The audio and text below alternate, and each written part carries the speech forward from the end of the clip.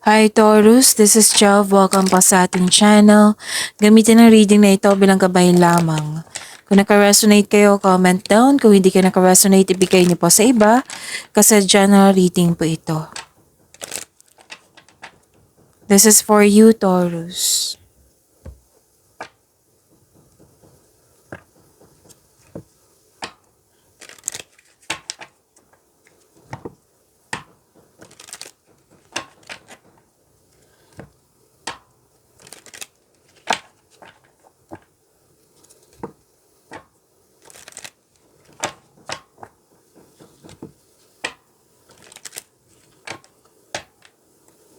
Para po ito sa iyo, Taurus.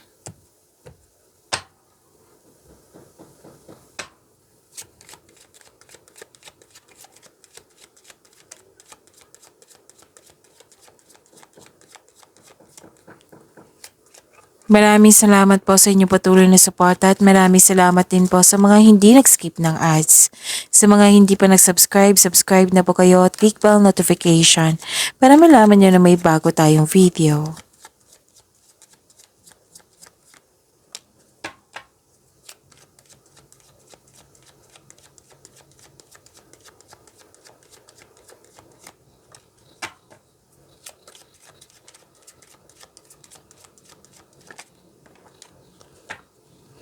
Ganda naman, Taurus. May parating pa kayo na malaking pera. Pwedeng sweldo nyo rin to po. Pwedeng malaking pera na in-expect nyo. Pwedeng may dumating na opportunity na makapagbigay sa ng malaking pera. Cash flow, transaction, maraming ginagawa, maraming customer, client, or project. This is prosperity po. Claim nyo po. May solusyon na sa inyong problema, sagot sa inyong mga katanungan. At nakikita ko rin dito na may mas lumawak yung ambisyon nyo sa buhay. Oo, mas lumawak yung ambisyon nyo sa buhay, malakas ang inyong intuition. Yes. May malalaman din kayong sikreto po. Malalaman mo din yung taong manloloko or nanloko kung meron man.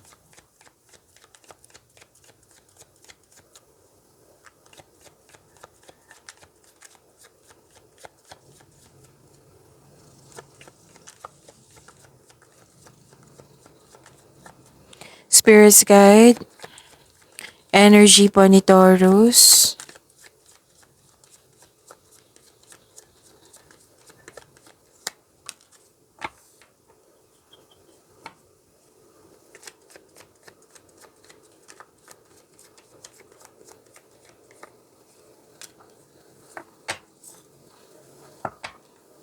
Kung may nakita kayo or may napansin kayo na repeating message, meaning to say, pinupush ng cards nyo yan. Like for example, nanood kayo sa isang video at nanood din kayo dito na may naulit na mensahe. Yan po yung pinupush ng cards na kailangan yung bigyan ng atensyon, solusyon at aksyon kung maaari po. Ilan sa inyo gustong magbakasyon, gustong magpahinga or nagpahinga kayo ngayon, may pagsisiyasat sa sarili. Nakaramdam ng pagod po. Pagod kayo. Nakaramdam ng pagod. Walang pahinga. Stress, anxiety. Nakikita ko dito. Pwede din na you're not okay. Yung pakiramdam mo. Pero lalaban pa rin. So some of you nag-decide talaga. May planong mag-rest day or may planong magbakasyon. Or di kaya na nangyari na ito ngayon na nagpahinga kayo. Oo. Upang makapag-isip ng mabuti para makapaghanda or magpagaling. So this card asks you to relax, calm your mind and reflect. Sleep and meditation ay kailangan po. So ang pagpahinga po ay makapagbigay na increased productivity and a healthier mental state.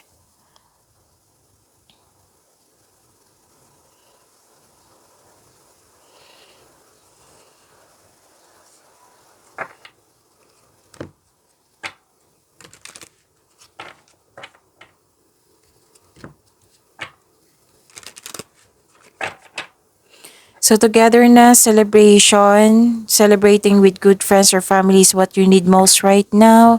Pwedeng may ganap na collaboration or nagtutulungan kayo. Basta may grupo ng tao dito, nag-celebrate kayo. Pwedeng outing din to or nag-date, group date, pwede. Oo. Itong togetherness na ito is isa sa dahilan na magkakaroon siya ng yung stress reliever na magiging okay ka.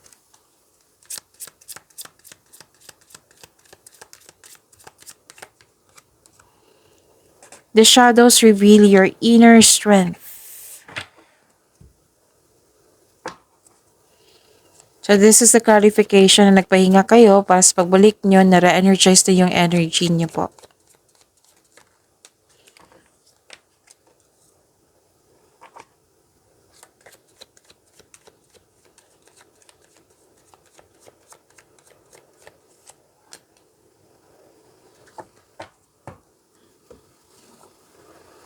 And ang ganda kasi nakita ko dito you're receiving support. Oo. This is creativity and growth. May expansion din po.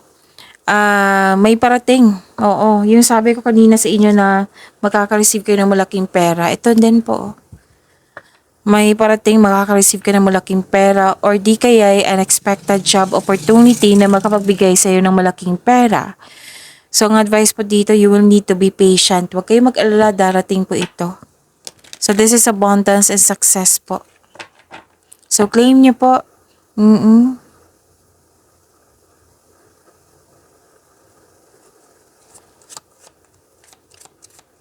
Magkaroon po kayo ng plano, sabi ng card dito.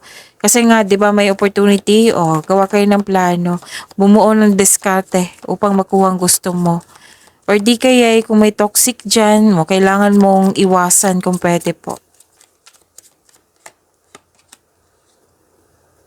All your needs will be met by the universe. Okay, so, i-pray mo yung mga gusto mo. Okay, i-pray mo kay God, i-healing mo kay God, na kung ano yung plano mo or gusto mo. Oo. Kasi ibibigay ito, sabi ng card. Or di kaya parating na yung hiniling mo na magagrant yung manifestation mo.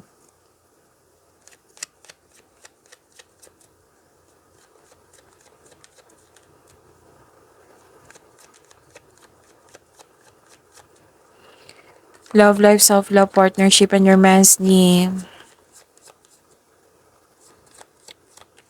Taurus.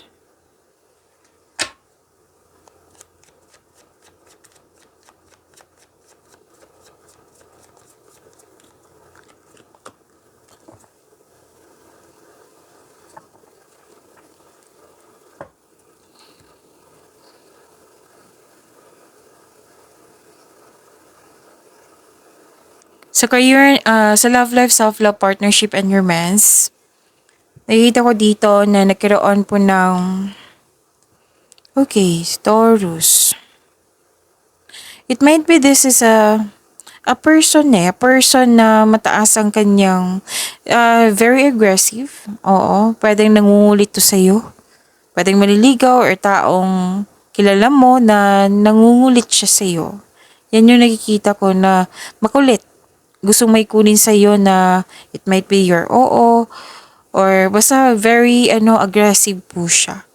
Tapos may desisyon kayo dito at nanindigan kayo sa inyong desisyon.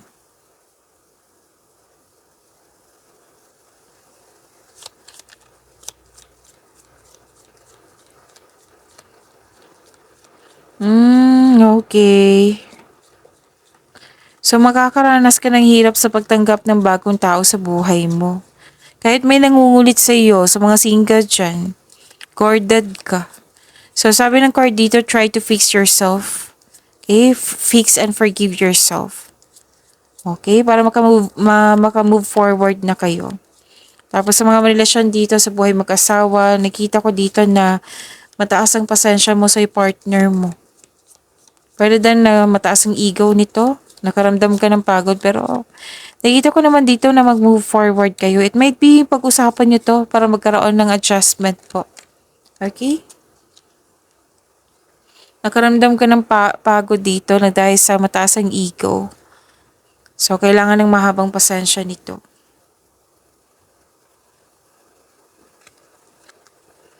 So, let there be closeness between you but always give each other space. So, space is a sign of respect ha, sa mga hindi nakakaalam. Space is a sign of respect sa iyong sarili, sa kapwa mo, sa partner mo, at sa inyong connection. Love never claims, it simply allows and gives. Allows and gives. So, this is give and take. Kumbaga. Pag-imanin niyo po yung blessing na binigay sa inyo. Taurus, see you tomorrow. Maraming salamat po.